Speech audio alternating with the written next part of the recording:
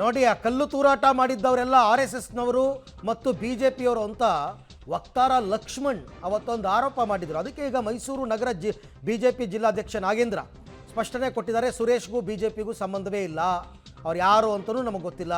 ಆರೋಪಿ ಸುರೇಶ್ BJP ಕಾರ್ಯಕರ್ತ ಅಲ್ವೇ ಅಲ್ಲ, ನಮಗೂ ಅವ್ರಿಗೂ ಸಂಬಂಧ. ನೀವೊಂದು ಪ್ರತಿದೂರು ಕೊಡಿ ಹೋಗ್ಬಿಟ್ಟು ಇವಾಗ. ಹಂಗಾರೆ BJPಯವರು ಪ್ರತಾಪ್ ಸಿಂಹ ವಿರುದ್ಧ ಕಾಂಗ್ರೆಸ್ನವರು, ಯುವ ಕಾಂಗ್ರೆಸ್ ಮುಖಂಡರು ದೂರು ಕೊಟ್ಟಂಗೆ ಲಕ್ಷ್ಮಣ್ ವಿರುದ್ಧ ಯುವ BJPಯವರು ಹೋಗಿ ದೂರು ಕೊಡಿ ಅಷ್ಟೇ.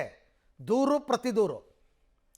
ಇವರು ಆರೋಪಗಳನ್ನ ಮಾಡಬೇಕಾದ್ರೆ ಬೇಸ್ಲೆಸ್ ಆರೋಪಗಳನ್ನ ಮಾಡಿದ್ರೆ ಹೀಗೆ ಆಗೋದು.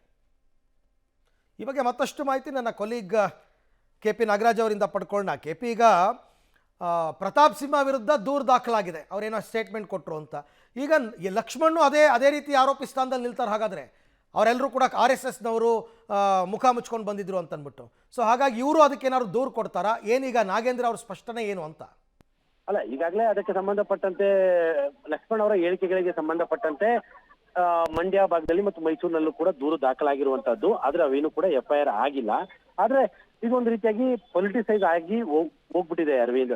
ತದನಂತರದಲ್ಲಿ ಏನೋ ಈ ಘಟನೆ ನಂತರದಲ್ಲಿ ಪ್ರತಾಪ್ ಸಿಂಹ ಕೊಟ್ಟಂತಹ ಪ್ರಚೋದನೆ ಆಗ್ಲಿ ಅಥವಾ ಲಕ್ಷ್ಮಣ್ ಹೇಳಿದಂತಹ ವಿಚಾರವಾಗ್ಲಿ, ಇವೆಲ್ಲವೂ ಕೂಡ ಪೊಲಿಟಿಸೈಸ್ ಅನ್ನುವಂಥದ್ದು ಎಲ್ಲರಿಗೂ ಕೂಡ ಗೊತ್ತಿರುವಂತಹ ವಿಚಾರ. ಆದ್ರೆ ಈಗ ಇಲ್ಲಿ ಚರ್ಚೆ ಆಗ್ಬೇಕಾಗಿದ್ದಂಥದ್ದು ಮೂಲಭೂತವಾಗಿ ಘಟನೆಗೆ ಕಾರಣ ಯಾರು, ಜೊತೆಗೆ ಈ ಒಂದು ಕಲ್ಲು ತೂರಾಟದ ಪ್ರಕರಣದ ಗಂಭೀರತೆ ಎಂತದ್ದು ಅನ್ನುವಂಥದ್ರ ಬಗ್ಗೆ ಆಗ್ಬೇಕಾಗಿತ್ತೆ ಹೊರತು ಘಟನೆಯ ನಂತರದಲ್ಲಿ ಪೊಲಿಟಿಸೈಸ್ ಆಗಿರುವಂತಹ ವಿಚಾರದಲ್ಲಿ ಇಟ್ಕೊಂಡು ಅವ್ರ ಮೇಲೆ ಇವರು ದೂರು ಕೊಡುವಂಥದ್ದು, ಅವರ ಮೇಲೆ ಇವರು ದೂರು ಕೊಡುವಂತ ನಡೀತಾ ಇದೆ. ಆದ್ರೆ ನಾಗೇಂದ್ರ ಅವರು ಹೇಳ್ತಾ ಇರುವಂತಹ ಪ್ರಕಾರವಾಗಿ ಅವರು BJPಯ ಕಾರ್ಯಕರ್ತ ಅಲ್ಲ.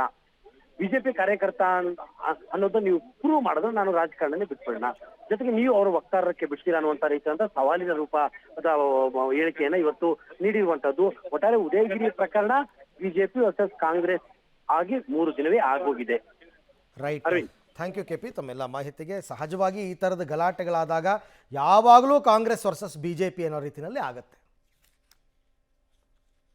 ಲಕ್ಷ್ಮಣ್ ಅವರು ಆರೋಪ ಮಾಡೋಕ್ಕೆ ಮೊದಲು ಸತ್ಯಾಸತ್ಯತೆಗಳನ್ನ ತಿಳ್ಕೊಂಡು ಮಾತಾಡಬೇಕು. ಅವ್ರಿಗೆ ಗೌರವ ಬರುತ್ತೆ. ಅವ್ರು ಮೀಡಿಯಾದವರು ವಕ್ತಾರನಕ್ಕೋಸ್ಕರ ಅವರು ದಿನ ಬೆಳಗ್ಗೆ ಅವರು ನಾಯಕರುಗಳನ್ನ ಮೆಚ್ಚಿಸ್ಕೊಳ್ಳೋಕ್ಕೋಸ್ಕರ ಮಾತಾಡೋ ಮಾತುಗಳನ್ನ ಜನ ನಂಬೋದಿಲ್ಲ.